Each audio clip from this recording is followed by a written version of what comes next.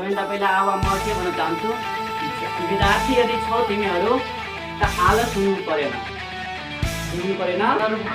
आलस बुझ्छौ नि, यस संसारमा जस जसले विद्या आर्जन गरेको छ त्यस त्यसले आलसलाई टाढा राखेको छ।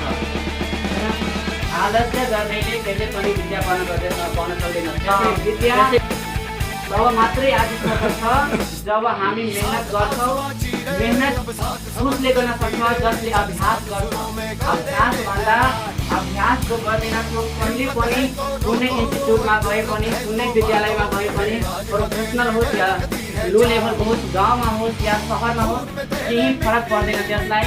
जो आलसी मान्छे छ, जो आलसी विद्यार्थी छ, जसको जीवनमा लक्ष्य छ, जसको जीवनमा त्यसको योजना धेरै ठुलो हुनु पर्यो।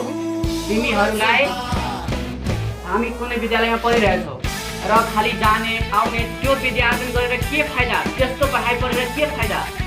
यदि हामीहरू पढिरहेछौँ त सच्चा इमान्दारीपूर्वक पढ्नु पर्यो।